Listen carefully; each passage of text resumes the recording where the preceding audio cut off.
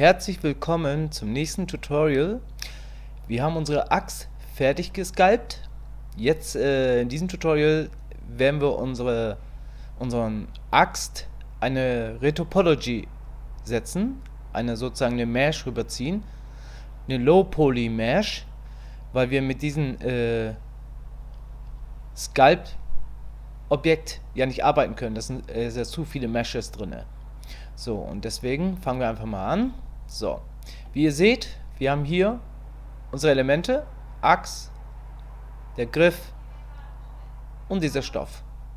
So, und jetzt wollen wir hier in diese Kollektion Low Poly, fangen wir an, unsere Low Poly Mesh zu erzeugen.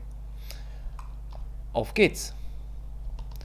Shift A, Circle. Achso, hier. So, machen wir hier mal, ja,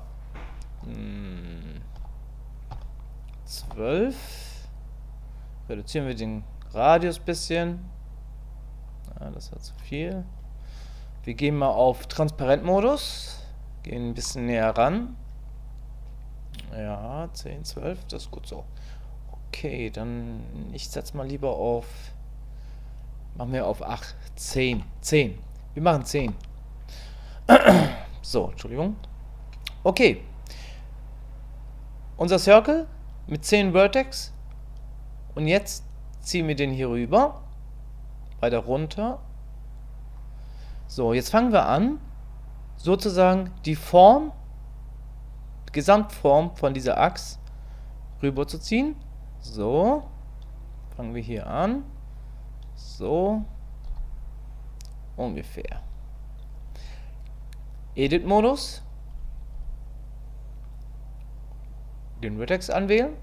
Das ist Edge-Modus, Face-Modus, Vertex. So, da sehen wir unsere Vertex. Genau. Ich gehe mal einmal so. Genau, hier. Wir wollen, wie gesagt, wieder spiegelverkehrt, also Spiegel, den Mirror Modifier nutzen. Das heißt, dass wir nicht von der anderen Seite auch arbeiten müssen. Dann machen wir hier erstmal, die klicken wir jetzt beide an. Rechte Maustaste, Subdividen, damit wir hier einen Punkt haben, einen Vertex-Punkt. Bevor ich das vergesse, einmal Screencast einschalten. So, die beiden wählen und Subdividen. Genau, jetzt haben wir in der Mitte zwei Vertexes, die brauchen wir. Und die löschen wir jetzt. So. Origin ist immer in der Mitte. Mirror Modifier. Hier ist X-Achse gewählt. Das ist ja diese Achse hier. Aber wir wollen auf der Y-Achse gespiegelt haben. Das heißt, den machen wir aus und den schalten wir ein. Genau. So.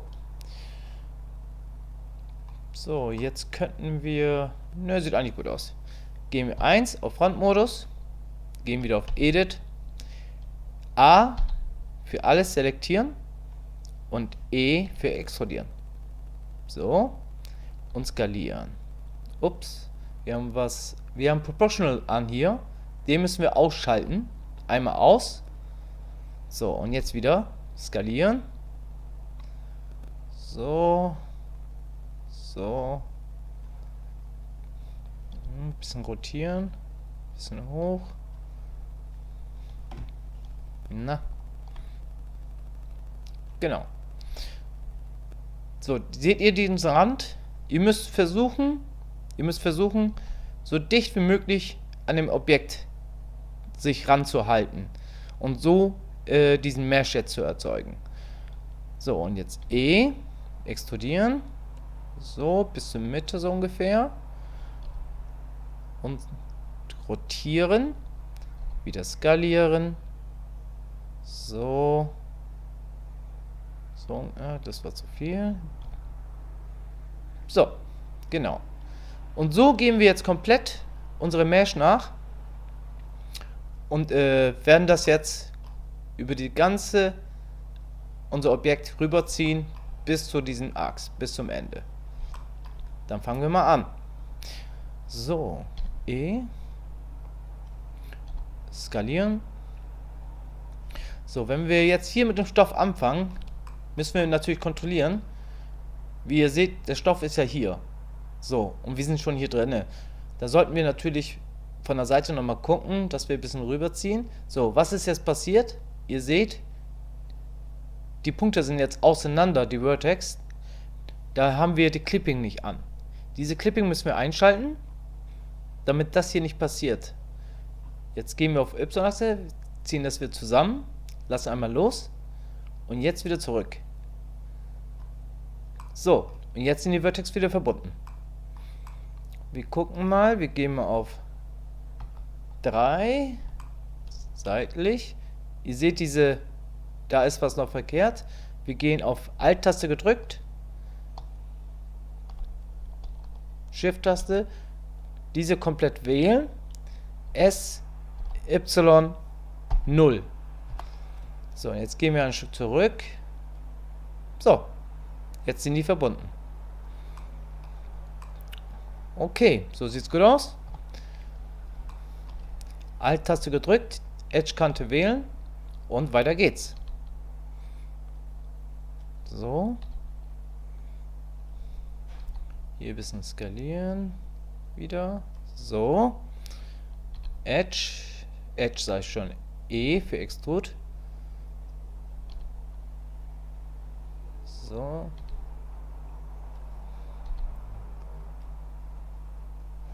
So, ich werde das jetzt auf Timelapse machen. Bisschen schneller vorlaufen. Und ihr baut das dann sozusagen auf euren Objekt nach. Auf geht's!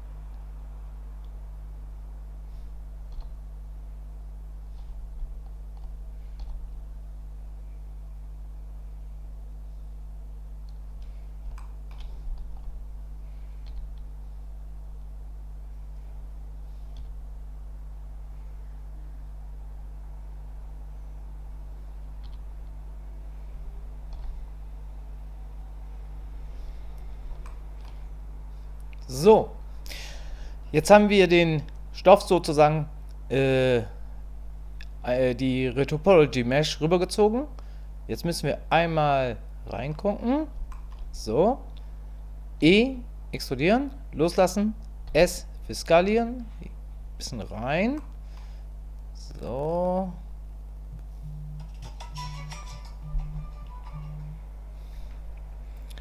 So. So. Ja, gehen wir noch ein bisschen. Nehmen wir diese beiden Punkte. So. Und ziehen das noch ein bisschen näher ran. Okay. So. Alt-Taste gedrückt, die Edge-Kante wählen. F wieder auf 1. Frontmodus. Und weiter geht's mit dem Griff. Den machen wir hier.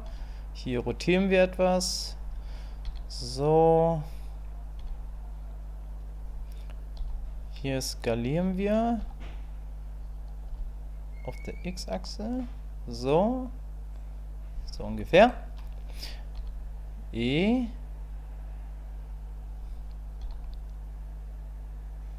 Bisschen zur Seite. Rotieren.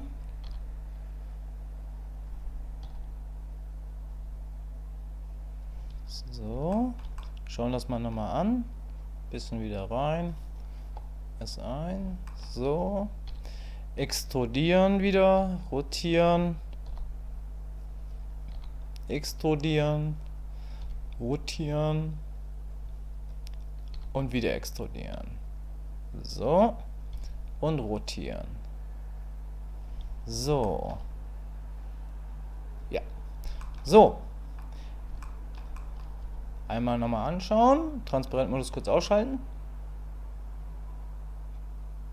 Ja, okay. So. Jetzt gehen wir wieder auf 1, Frontmodus. Edit-Modus. Diese Kante hier wählen wir und Shift D duplizieren und schieben das nach oben. Rotieren. Bisschen weiter runter. Und skalieren. So. Schauen uns das mal an. Einmal Transparentmodus wieder. Ja, das sieht gut aus. Weiter rein. So.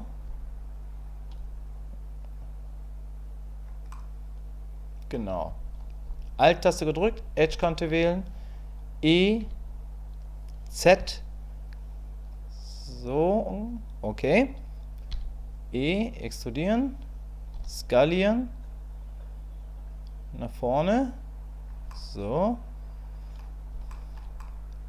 okay.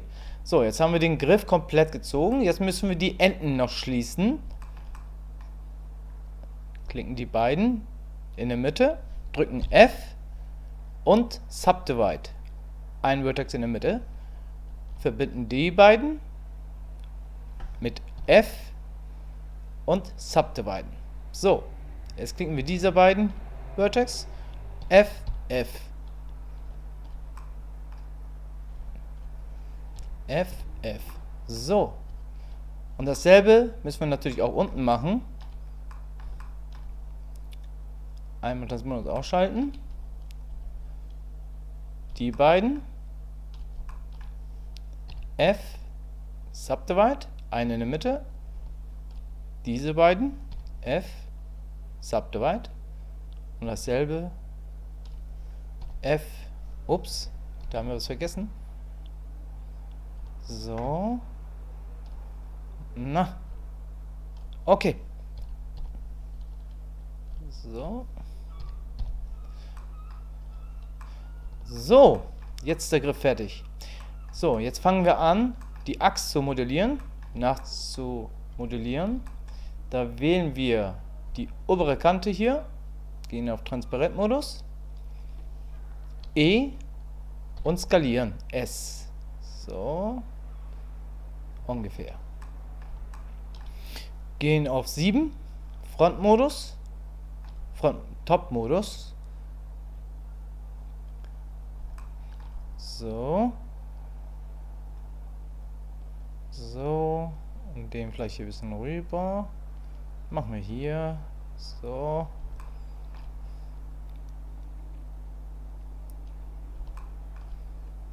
Jetzt müssen wir nochmal Transparentmodus. Das ist hier. Genau, den ziehen wir ein bisschen hier rüber.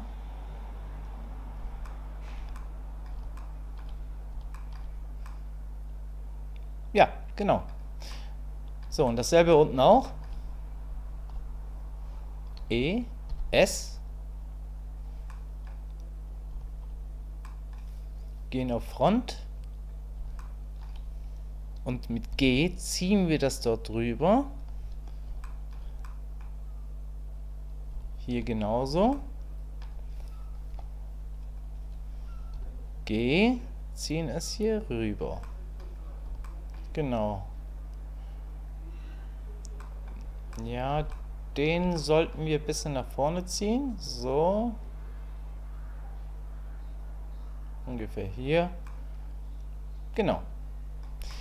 Jetzt wählen wir die Edge-Modus. Klicken diese beiden an. Und drücken F. Jetzt haben wir das geschossen. Jetzt klicken wir diese Kante. Und ziehen jetzt diese Mesh durch mit F, F, F.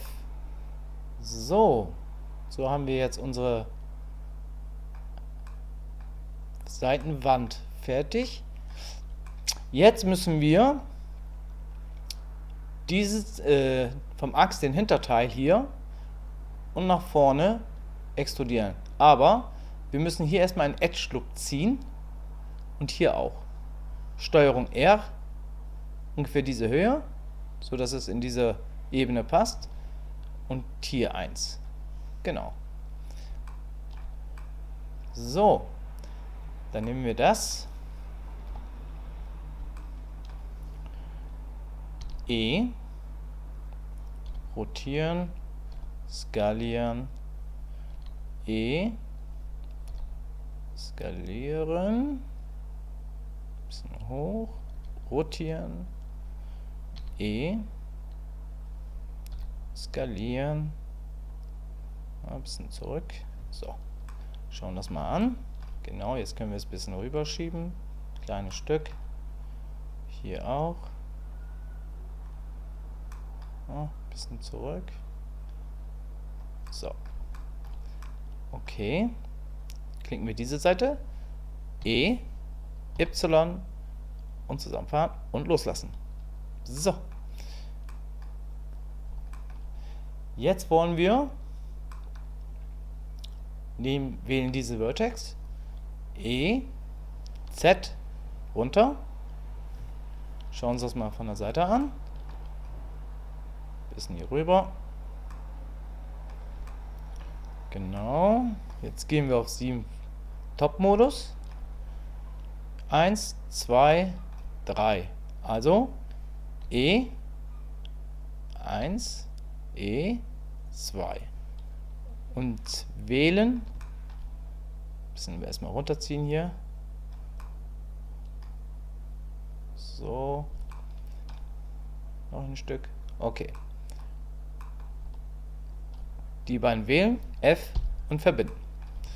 So, jetzt haben wir die Mittellinie gemacht, drücken hier die Edge-Kante, F und ziehen das Mesh zusammen. So, und dasselbe machen wir jetzt unten auch. E, Z. So.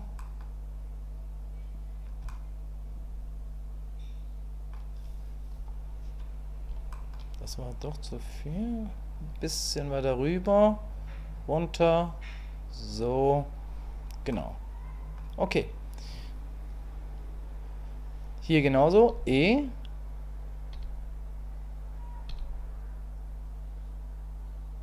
So. So.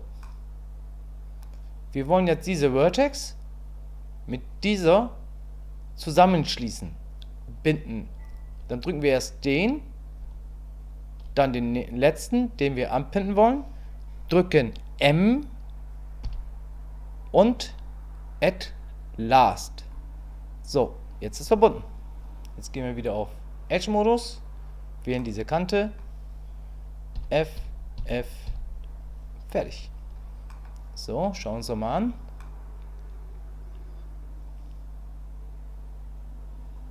Ja, das sieht gut aus. Okay, jetzt gehen wir wieder auf Frontmodus. 1, Edit, Transparentmodus. Jetzt wollen wir unsere Achse weitersetzen. So, hier ein bisschen rotieren. Machen wir hier. So, bisschen skalieren. E.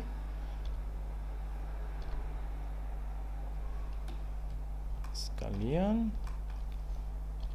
E. Skalieren. Und E. Und ein bisschen rotieren. So. Dasselbe hier auch. E. Skalieren. Ein bisschen weiter runterziehen. So. Okay. Da drücken wir jetzt noch F. So. Also ungefähr hier. Skalieren. Weiter runter. E, rotieren, etwas skalieren, so, ein bisschen runter, E und skalieren, ein bisschen rüber, so, ein bisschen rotieren, so, E und rotieren und skalieren. So, jetzt haben wir hier einen Durchgang. Wir wollen ja diese Fläche extra modellieren, diesen Bereich. Und weil das ja fein hier ist, wegen dieser Verzierungen, werden wir hier ein paar Loops ziehen. Das heißt, hier ist eine Schnittkante, da brauchen wir hier einen Loop. Das kann ruhig so bleiben. Den Rest machen wir dann über Normal Map. Wir erzeugen nach einem Normal Map auf diese Low Poly, dann werden diese ganzen Verzierungen dort nachgebildet. So, dann werden wir mal hier eine ziehen. So. Jetzt machen wir hier eins. So, rotieren etwas. So. Jetzt können wir die verbinden. Jetzt wählen wir diese Edge-Kante, extrudieren, so, rotieren, so, genau. Jetzt gehen wir Vertex, wählen diese Kante, setzen das hier rüber. Ich sehe gerade, diese Kante hier, da fehlt uns das Stück. Da müssen wir wählen einmal diese Kante hier, so, und ziehen das jetzt so weit nach vorne, bis dieser Riss dieser Kante da aufhört, genau hier.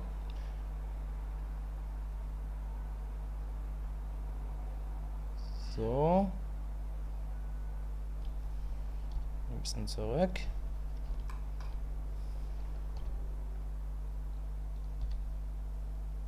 Genau.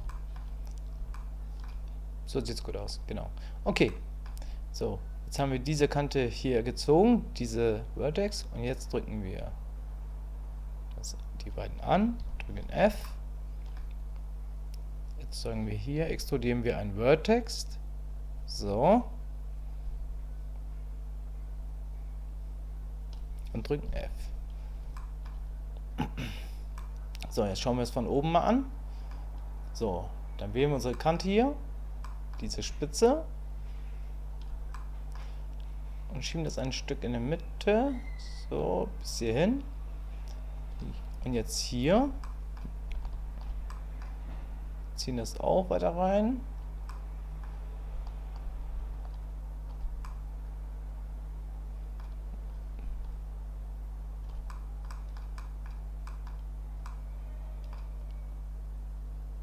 So.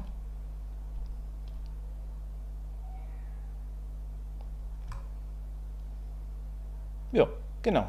So wollen wir es haben.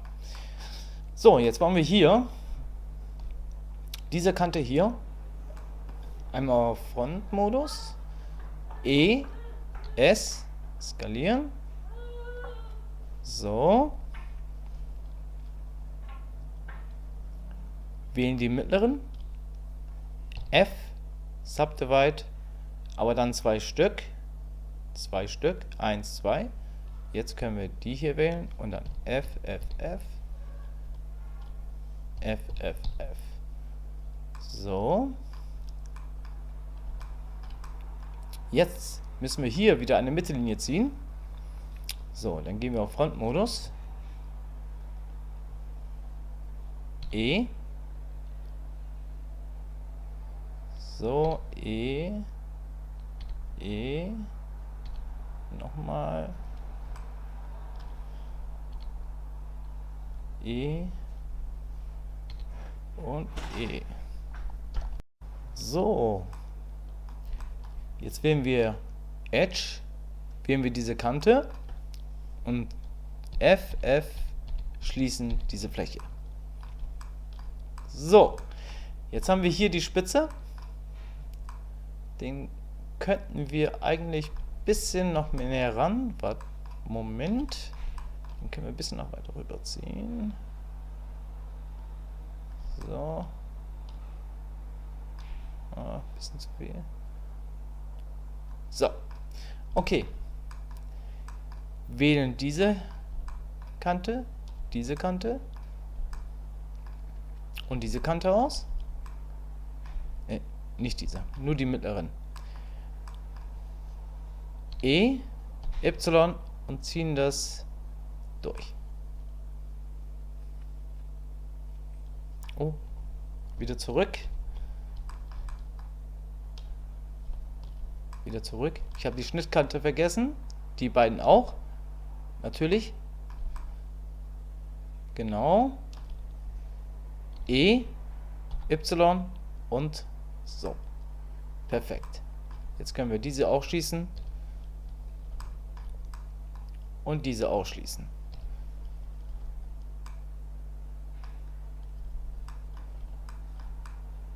Ach so.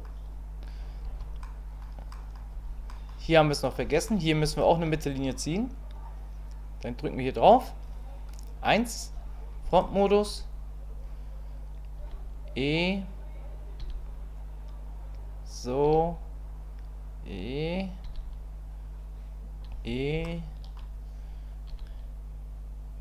E. E. So, dann gehen wir wieder auf Edge. Wählen diese Kante aus. Diese Kante war das. F. Und machen die Seite hier zu. So, jetzt können wir diese Kante wählen und hier mit F schließen.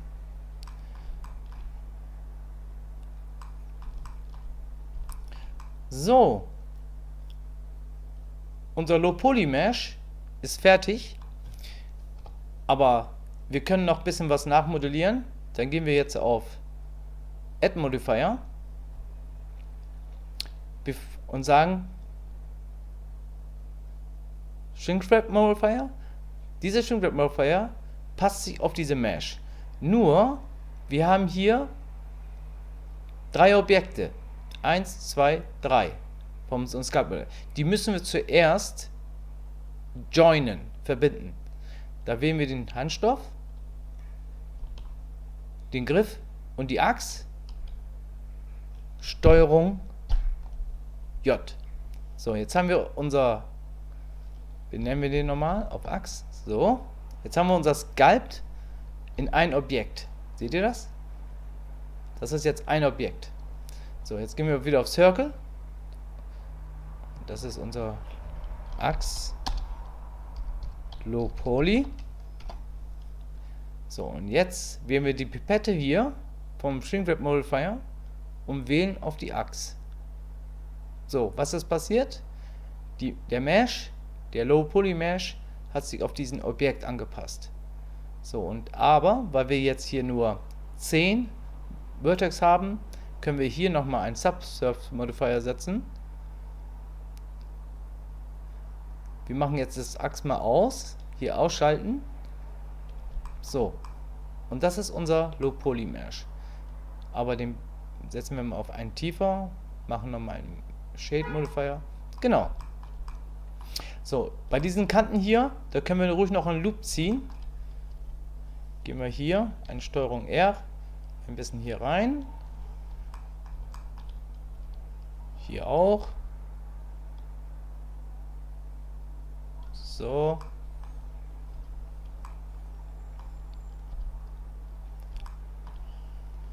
Hier können wir noch eine Kante ziehen. So.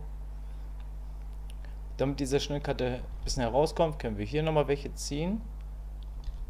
Und hier weiter hochziehen. Oben nochmal eins. Und hier.